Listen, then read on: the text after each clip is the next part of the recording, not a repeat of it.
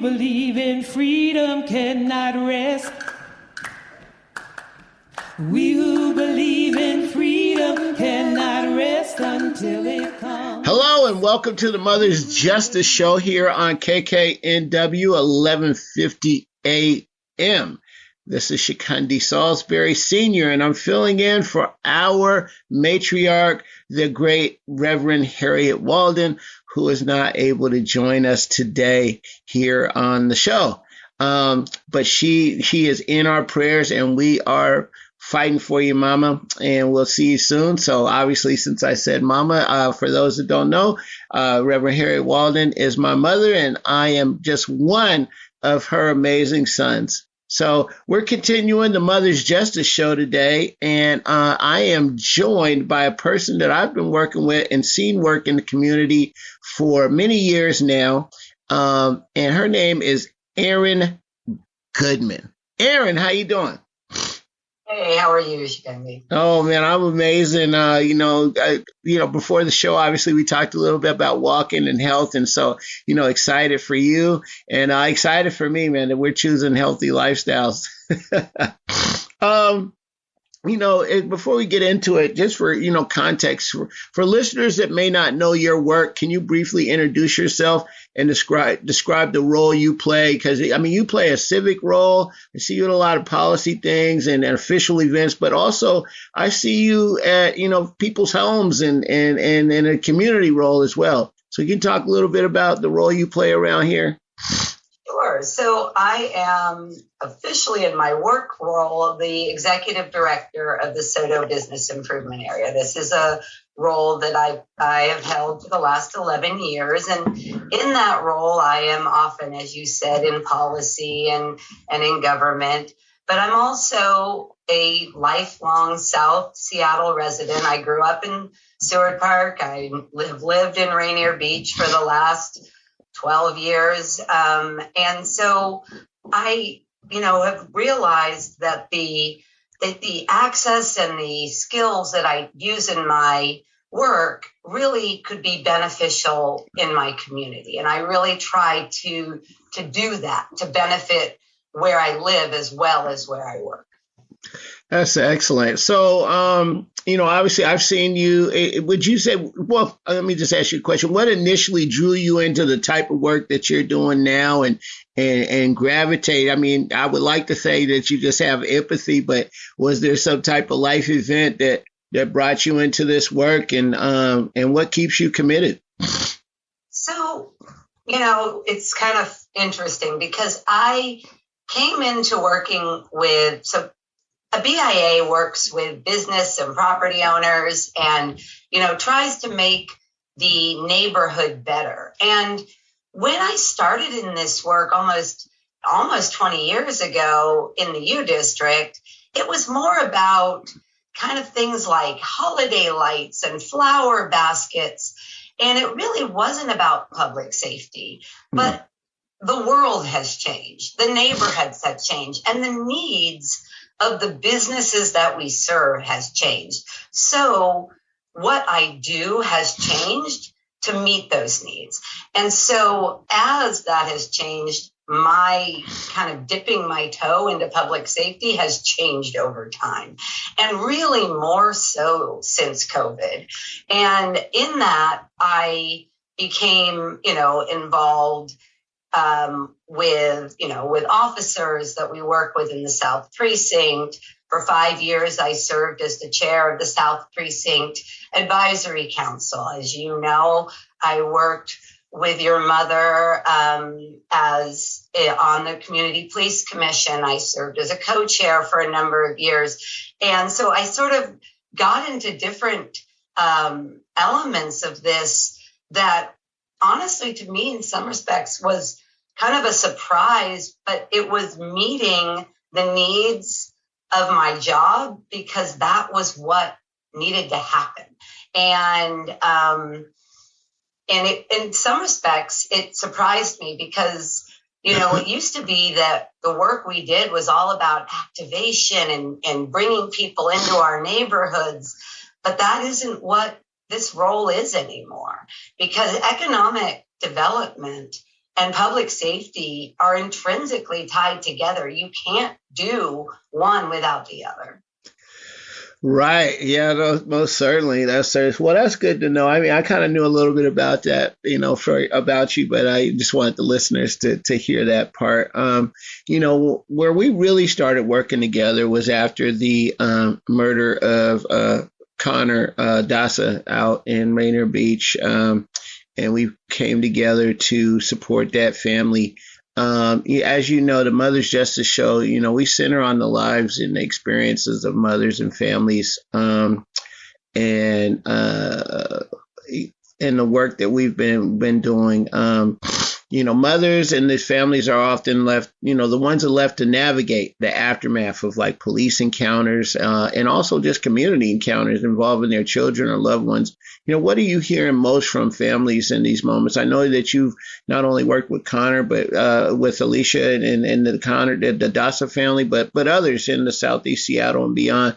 Can you talk a little bit about that work? Well, let me start by saying I approached that work as a mother. I have 6 children. I've raised them all here in Rainier Beach. And there is no position that is more traumatizing than being the family member of someone who is murdered. You have the initial trauma of losing your loved one, but you are going to be traumatized again and again. The element of the investigation means that the police department cannot share details with you. That is just how it works, because they have to protect the investigation. It's not that they're trying, and so there's very little that they can share. And then there's going to, if they find the person, you're going to go through a court case. And so what I tried to do with Alicia, and I know that family because my youngest daughter and their youngest daughter went to Rainier Dance Center together. They were on the dance team. And so I'm like, here's an opportunity for me to use those skills that I use in my work world to help, with media, to be a liaison with the South Precinct. These are officers that I know, to, make sure that the information that she can receive, that she does get, and that, that media is managed so she's not getting bombarded, that they can get their story out in a way that they want it to be told, and they're not being, really that feeling of being like everybody coming at them at once. But, not every victim's family wants to speak. We had a homicide that was related to that family, not related to that homicide, the very next week.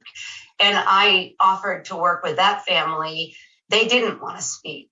That, you have to respect that. But, it's making sure that their interactions with the media are on their terms, that they get to control that. Alicia is amazing, and she wanted to speak. And so I made sure that she had the platform to speak on her terms. Yeah. I did the same thing about 2 years ago with the family of David Francisco Escatel, who was murdered in a nightclub, in an illegal nightclub in SODO. Amazing, his sisters. They, not only spoke in front of the media, they went to city council and really advocated for new legislation to address some of these illegal nightclubs, not to stop them, but to create new legislation that set guidelines for people to create after-hours nightclubs. So really figuring out how to help people feel that they have some power and some control, and not that the system is completely beating them up, because there's no positive in this situation. Right. Well, that being said, what are some of the changes you think that are needed to ensure that families, are centered right? When violence and police violence and misconduct occurs, that impacts their families. We absolutely need to build out our victim advocacy program. We used to have a strong process, not great, but it used to exist, and it doesn't anymore. A family liaison role, a victim advocate, where it is really, there, and it doesn't exist. And, we all know that SPD is dealing with staffing, but it needs to be a priority, because we absolutely know the tie between victims of gun violence and the potential for, future gun violence.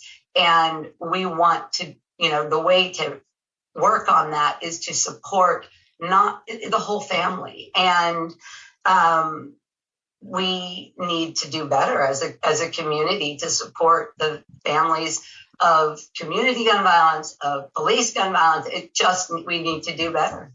Yeah, most certainly. I that's one of the things that, Reverend Walden, we were doing with our, virtues healing circles, is that, and we had so many of those where people just needed to be able to talk and feel heard and centered, right? And not, just asked if they're okay. They're, because it'll never be the same, right? And I've talked to many mothers, including there was a young woman named Michelle Reese. Her son was the one that was murdered up on Broadway or Capitol Hill, and they actually found the person, and it was actually kind of, it wasn't groundbreaking. Obviously, that happens all the time, but one of the family members actually called in and turned the guy in, right? So I know that we're trying to stop there's the whole no snitching, right? And this and that, but his family actually called, and then the detectives got with him. And Michelle was telling me about just the ups and downs of it, and, talking to the detectives. And it's one thing, to talk to the detectives who are actually working on the case and giving you updates. And then there's another thing about, victims advocate. I mean, from what I hear, where it's a person who's really checking in on how you're feeling and how you're doing, and how are you navigating the rest of the system. So I just thought that was interesting. And then I heard from her the other day. They had the person went to court, and she was there, and so they're looking forward to that prosecution. But we'll talk a little bit more about victims' rights, and also what else is going on with SPD and some of the changes we saw. We were at that event the other night, so we'll talk a little bit about that after the break. Hey, you're listening to the Mother's Justice Show here on KKNW 1150, and I'm joined here with Erin Goodman. We'll be right back. Looking for media that truly represents us? Converge Media is where culture meets truth. Seattle's leading Black-owned media network, bringing you powerful stories, local news, and conversations that matter. From the morning update show to groundbreaking community coverage, Converge shines a light on the voices that shape our city, our leaders, our artists, our families. Stay informed, stay inspired, stay connected at whereweconverge.com. That's whereweconverge.com. Converge Media, telling our stories, our way. Welcome back from the break here. We're on the Mother's Justice Show. This is Chukundi Salisbury Sr. sitting in for the great Reverend Harriet Walden, who is unable to join us today. I'm joined here with Erin Goodman, who's been doing a lot of work in the community around supporting families and who've been touched by violence, as well as supporting business owners and navigating around difficult policy decisions in SODO and Southeast Seattle. Erin, welcome back. Just during the break and right in the last segment, we were talking about families who have been impacted by violence, whether it's police violence or just community violence. And during the break, we talked a little bit about how many people folks know, especially our children, know who have been murdered or no longer, unalived, if you will. That's the term that they use on on Instagram now, so you don't get banned. But I know that, my son and my daughter know people, and most certainly your kids do too. First of all, what are your thoughts on that? Just knowing how many, when I grew up, I didn't know that many people who had been murdered, right? Like we knew people that had died like accidentally, right? Maybe they got hit by a car or this and that. But now in this generation, it is routine to know many people who have died from gunshots. I don't think you can actually understand the impact of gun violence on this community. And we have to remember in the South End, we have, we have Franklin, we have Cleveland, we have Rainier Beach. We also have 2 main middle schools, and you have the community centers, and the kids, they all know each other. Maybe they went to camp at Rainier Beach, or they learn to swim, and then maybe they go to a different middle school, and then they catch up with each other at high school. And so what happens is that when there's a victim of violence, maybe they weren't best friends, but they knew each other. And so maybe your child wasn't engaged, but it's somebody that they knew. And I know, when the last 5 years, I have 2 daughters that went to Franklin High School. Both were good students. They both went to college. The violence didn't really start to impact them when they were in high school. But when they left in that period of time after high school, so we're talking like 18 to 20, they know over 20 people that have been impacted by gun violence in this area. And it's all the people that have been in the news and both as victims and perpetrators of the violence. Yeah. And it's like the names, and they're like, these are people that were in their math class, and these people aren't showing up in their math class as shooters. They're just kids. They're kids that are the mothers, and they're the sons and the grandmothers.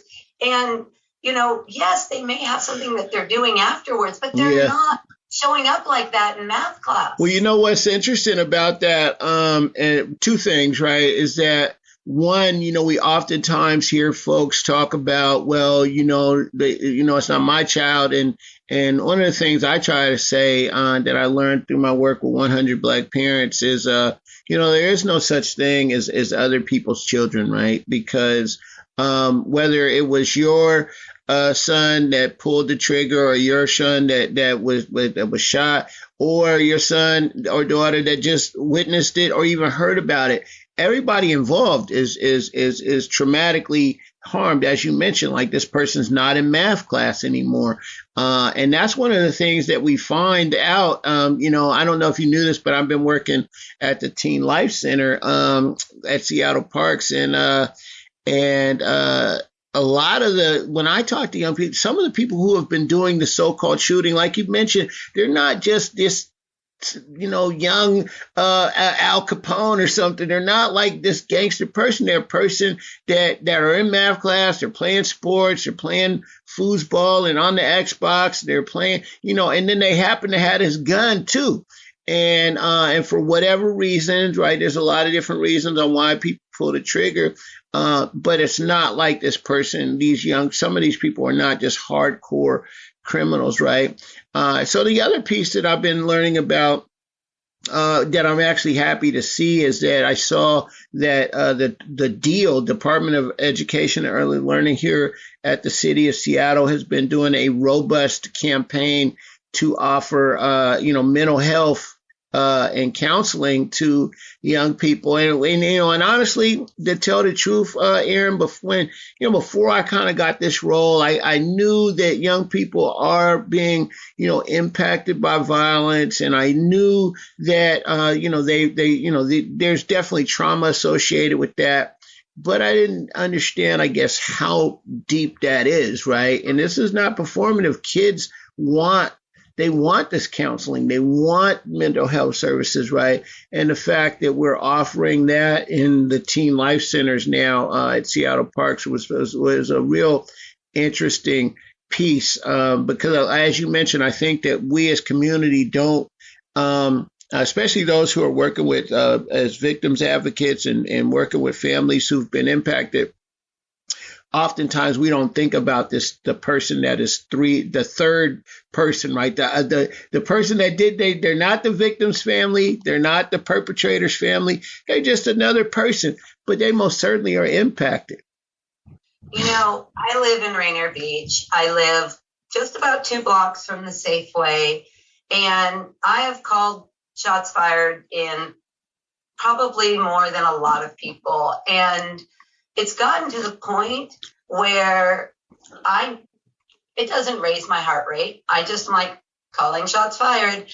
And I realized recently we were on vacation out of state, and my daughter and I got out of the car at the grocery store, and we walked in, and I realized that I didn't swivel my head. And that when I go to the grocery store, and I make it a point to go to my local grocery store because I don't want to lose it. We need our, right. And that Safeway is a community support. But I realized that when I go to my grocery store, I do a swivel because that's the reality of the Rainier Beach Safeway. And it's not Safeway's fault. It's a community issue. And that is that level of heightened stress that we just deal with here. And I also realized that my youngest daughter, I only have one living at home now because the rest I've all launched into life. And I've learned to say launched rather than, moved on. But she doesn't have stress when she hears gunshots. She's like, oh, I think there was a shots fired. And I'm like, that's probably not normal to be in your house and hear shots fired and be blasé about it. And that probably is not something that's okay either. Yeah, that is something that, I was in a meeting the other day talking about mental health, and the same thing came up that young people, I've seen so many classmates and people pass away that it's just traumatic. And I did an event last week. Totally, it wasn't Mother's Justice Show related, but I did a thing called Reclaiming the Village up at Garfield High School. And as I walk into Garfield, we're gathering all these parents to talk about how they can get engaged in the school and community and the like. But as I'm going, I get there early to set up. And of course, as you remember, Amar was murdered in front of Garfield right there. And, his family and the students do a great job in trying to make sure that he is remembered. But in the way that they do that, right at the bottom of the stairs at Garfield High School, there was the whole bottom stair almost was covered in roses, and it was like a makeshift memorial. And mind you, this is over a year later, right, that this has happened. But this is ongoing. So I thought about it. And then when I walked up, so I walked around the roses, right, because I didn't want to step over them, right? But this is to get into the school, right? And so then I go up into the school, I get there, and I see the security measures, right? They've got a whole new security apparatus when you walk in, these other set of doors.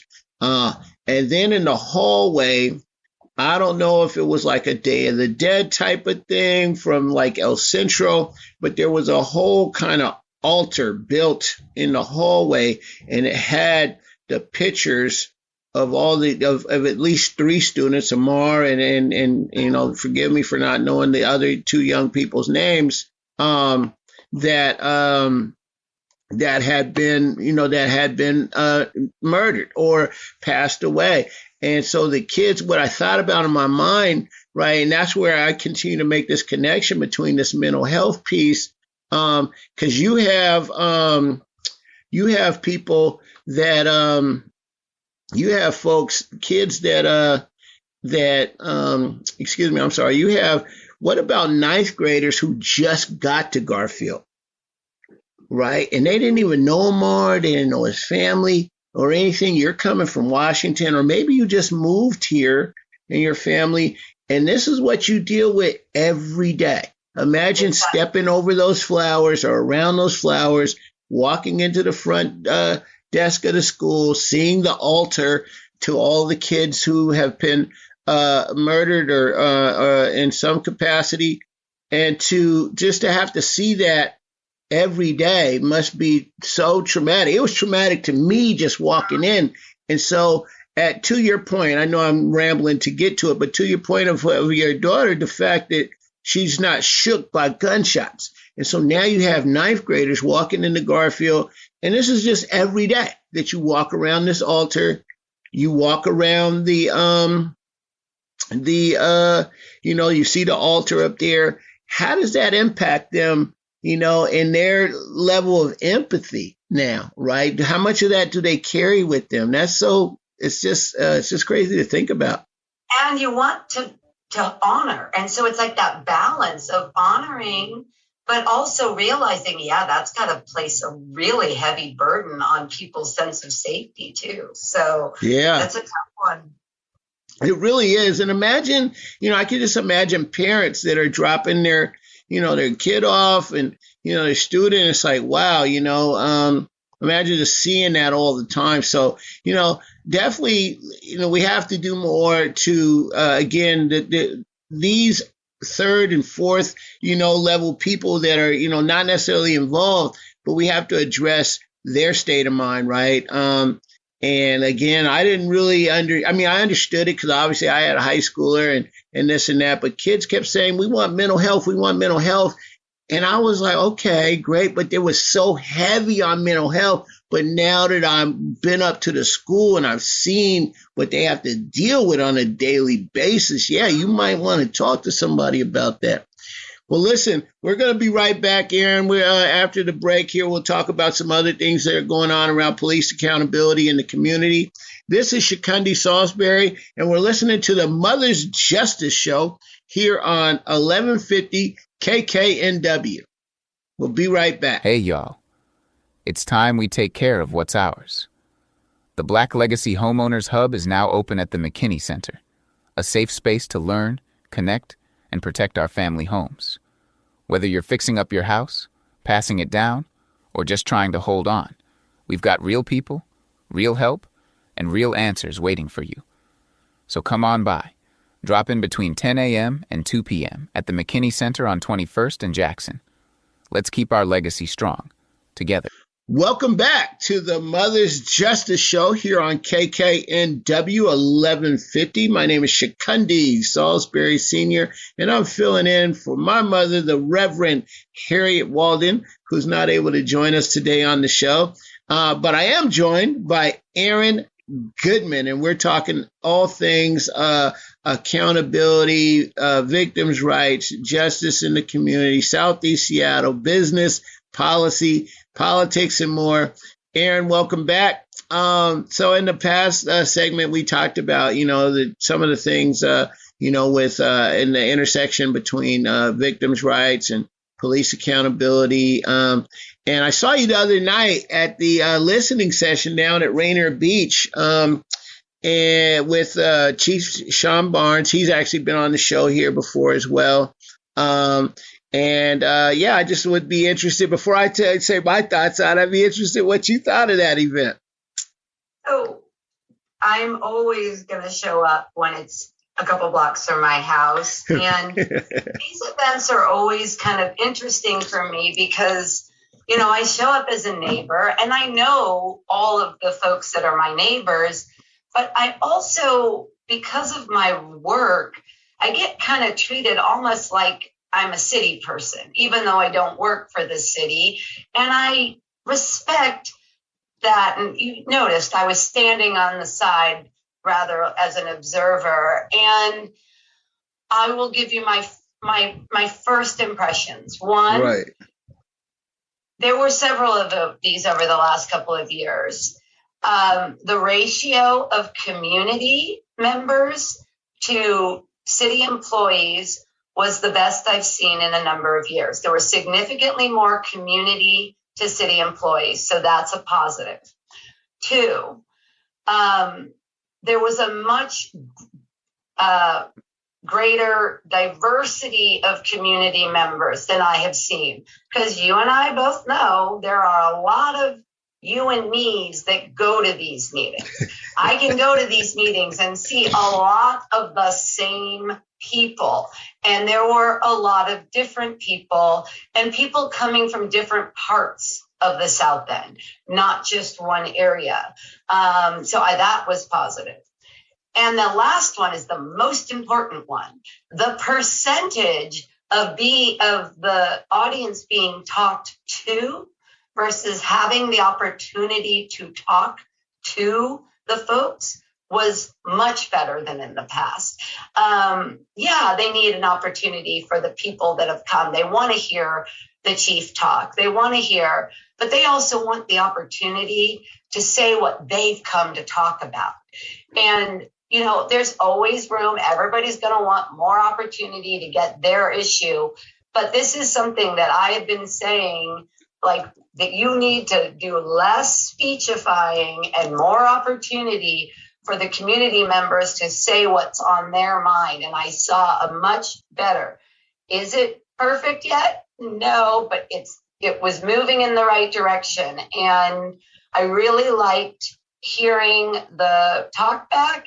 There wasn't an opportunity for response yet, but we're getting better.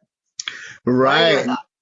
Yeah, I thought you know what? So as you mentioned, we both go to these things and we're there a lot. It was really, I felt like it was a really good look, right? Over the years, again, I've been with many of these things. And like you say, you see some of the same people. They're often the people that are on, this community council, that community council. I saw a lot of new faces. I mean, a lot of new faces that, and they're just out there speaking. It was packed. They had to bring out more chairs. People were standing in solidarity, addressing concerns. And I felt like that was it was a really good look, man, to see people that engaged. I saw a lot of young people there. I saw different ethnicities. We all know that we have this diverse neighborhood, but oftentimes at these types of meetings, it doesn't seem to look like that. And the fact that we had that kind of turnout was really good. And also it just wasn't like a police love fest, right? Like most certainly we want, I think this was the type of meeting that we want, right? We want accountability, right? And accountability doesn't mean, accountability means just that, right? And it doesn't mean that we're throwing everything police out, but we are going to ask questions, and we do want, we want transparency and justice, which is the name of the show. So that's really good. Yeah, it was always, like I said, it's always good to see you. But speaking about that, so we have, multiple, accountability mechanisms in the city. This is great that we're doing these kind of Q&As where people can come and ask real questions. From your vantage point, what's working and what's working around police accountability here in Seattle? Well, I think it's really, really important to remember that we have done a lot of work, and to be very, very clear, your mother has been a driving force, and a lot of the progress in this city is due to her, absolute persistence. So a lot of, what we have, and there is still work to be done. So obviously we have the three-legged stool of accountability. We have OPA, which is the Office of Professional Accountability. We have the Office of the Inspector General. We have CPC. And these were all created in this, what everyone sort of refers to as the accountability ordinance. And I agree with what it tried to do. But this is my issue. We have a system that was designed to be a sort of two-party system. And we don't have two parties. We have one party. And right now in our world, we deal with some really crazy extremes. And I'm not going to go to like MAGA craziness because that's not what we deal with here in Seattle. But when we try to create policy in an echo chamber, we accidentally do things too quickly and have unintended consequences. And there are some challenges in the accountability ordinance that were unintended. I totally agree with everything it's trying to do. And we didn't fully and I'll give you one very simple example that is stupid. Like when they were doing the positions for CPC, like how they would rotate, they just left out some of the numbers. Like it was a stupid, and we had to go back in and do a small amendment. Small, simple little thing. But it's that type of vetting that happens when you're in a two-party with well-meaning people that may not agree, that happens. And I think we're seeing some of that stress of like, what didn't we get quite right when we were rushing this through that needs to get adjusted. But I think there's stress about opening it back up that people don't want to do. And we do. It's been what, 10 years or almost 10 years. And we do need to go, what needs to be worked on? I think there's some room. I think we need to look at the function. We need a community police commission, but how should it function? What should it look like? How does that best work? Because I think we can see that there's some structural, not conceptual, structural issues. And I think that's something that I'm hoping that we can start to look at how these structurally work together. Because I know that was something that when I was working with your mother and we were doing this, we were seeing some of these structural issues get in the way of the work we were trying to do. Right. Yeah. So, that's really interesting. I just thought that there was a lot with the CPC that I feel could be improved. But I've seen some. I was just at church the other Sunday and I saw, I was talking to some people about the CPC. And so I think there's some hope there. I think that it'd be great to see the CPC have events like that one the other night, right? And just be able to hear from community in a way like that, to feel like they are a body that responds to the community. So that's so that was good. Yeah. And so what is speaking of that, I know we talked a little bit about transparency, right? So I know that there's been several officer involved shootings here. I mean, I think the biggest one was the one on Othello just recently here in the South End, and we all oftentimes, community says, hey, we need transparency, but what does that look like? Some people say they're given transparency because of the how fast the body cam video comes out. But first of all, what does transparency look like in your mind?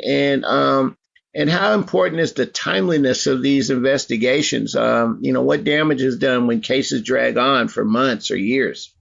Well, first of all, can't really speak to the specifics of that one because I'm not involved. But I think it's really important to remember, and this is something I see in all elements of my work, of who is responsible for what. With the ending of the consent decree earlier this year, SPD is no longer responsible for the investigation of SPD officer uses of deadly force. So when there is an officer involved shooting, once that happens, SPD does not control that investigation. So King County comes in to do that. So when people are saying we need transparency, they need to understand that King County is investigating that and they are controlling the release of information and and so I get this, and I'm sure you see this. I work in parks. Like the number of times I've seen people say, "Mayor, we need cleaner bus shelters," and like, I don't have, we don't handle that. There is that confusion often of departments, and under the consent decree, that wasn't the case, but that is the case now. And this is like brand new. I mean, this is months that this is like this, and so this is a new territory as we figure out what this is going to look like. So yeah, now you have body cam video. What does that really tell you? I mean, none of us are trained investigators, that we sit in our armchair and, we all watch Law and Order, CSI. Right. We think we know what's going on. But we don't really know. We don't know. You know what? But Erin, we're going to talk a little bit more about that on the other side of the break, because that's so important. Like, who knows what? Who's the professional and who is the armchair quarterback, and how can we make sure that the professional is being professional to all of us and not just their co-workers, if you will. So you're listening to the Mother's Justice Show here on KKNW, and we'll be right back. Looking for media that truly represents us? Converge Media is where culture meets truth. Seattle's leading Black-owned media network, bringing you powerful stories, local news, and conversations that matter. From the morning update show to groundbreaking community coverage, Converge shines a light on the voices that shape our city, our leaders, our artists, our families. Stay informed, stay inspired, stay connected at whereweconverge.com. That's whereweconverge.com. Converge Media, telling our stories, our way. When our children aren't safe, none of us can rest. Mothers for Police Accountability has been standing on the front lines for decades, demanding justice, truth, and transparency in Seattle. But we can't do it alone. We need you, parents, students, neighbors, to join us. Volunteer, speak up, be part of the movement that keeps our communities safe and our voices heard. Visit mothersforpoliceaccountability.org. That's mothersforpoliceaccountability.org. And stand with the mothers who never stop fighting for what's right. Mothers for Police Accountability. Love in action for justice. Welcome back to the Mother's Justice Show. This is Chukundi Salisbury, filling in for Reverend Harriet Walden, and I'm joined with Erin Goodman. Hey, so Erin, let's continue what we just were talking about before the break there about just, folks' expectations around transparency, and what does transparency even really mean, especially in the social media era, as related to a true investigation. Well, we live in an age where people read headlines to decide what the news is. They want the video immediately. But in cases like this, we need a full investigation, but we want to make sure that investigation is done fairly, and we want the full investigation. We want unbiased officers. I mean, that's where we really want to make sure we have transparency, that the investigation was done correctly. And, but it's like there is this need to have it tomorrow. And I wouldn't want a real investigation that was done that quickly. And there is this belief that we all can see in that video. But let's be real. I mean, we've all seen how quickly AI and all of that has changed how we can see things. And all of a sudden you can see, video of what Queen Elizabeth rapping or whatever, Right. It's so we need a thorough investigation. And so showing body cam is great. We can get a quick, view of what's going on, but really, we need the full investigation. And then that is where you have the secondary processes of, the Inspector General doing the follow-up, and then you have the CPC, and you have these other elements that review those processes to make sure that they were done accurately, that they were done without additional bias, and all of that. That's what this three-legged stool was designed to do. You have the investigation, and so this is why we designed this system, and we need to make sure it works. We do not need, quick decisions, right, and quick, motions, because that's not what we're supposed to be doing here. Well, that's the thing, right? And we have a lot of different, so we used to have just traditional media where, just King, Cairo, and, just our three stations, right? And now you have influencers, you have independent people who are just themselves on their own Instagram channel. So you have all of this different framing of police accountability. What narratives about policing and public safety do you believe like most urgently need to change right now? There's a lot of narratives out there. I think one of the things, and, I've worked with SPD for a long time, and one of the things that I think that I hear from officers is, they have done a lot of work. And let's be clear, there is history at SPD. There are still officers that have challenges, but they feel sometimes that something will happen in another city and then the anger will happen here at them. And we need to clarify when they're, SPD needs to be held accountable for their actions, but not for the actions of a police department in another city. Does that sort of make sense? I mean, that makes complete sense. I know that some community members, I know this is off subject, but some community members were upset at me about this, right? But I most certainly was in favor of the community service officers, resource officers being back in schools. I know I have some folks that are against that, right? And we respect that opinion. But specifically at Garfield, I was talking about Garfield High School. And of course, most of the people that were against the school resource officer, they stated all of these, national facts and figures and studies and statistics. And they say, oh, well, national trends. And I said, well, what officer at Garfield? Right. Because I went to Garfield and I most certainly have been a DJ there and a volunteer there for the last 25 years, almost 30 years. Right. Because I started working at Seattle Parks in 1997 at Garfield Community Center. Right. So I've been on that campus one way or another, for nearly 30 years after college. Right. And so I've known every school resource officer. And I say to people, that are against school resource officers, yes, I hear you on this broader argument, and they share the video of some officer beating up some kid in some school in Florida, right? And they say, well, this is why we don't need school resource officers. And I said, well, what happened at Garfield, though, specifically? And nobody can tell me that, right? And so that's what, and I get it. I respect everybody's opinion. I'm not, here to, and we most certainly respect civil disagreements more than anything. Everybody can have their opinion and we can treat each other with respect as we talk about it.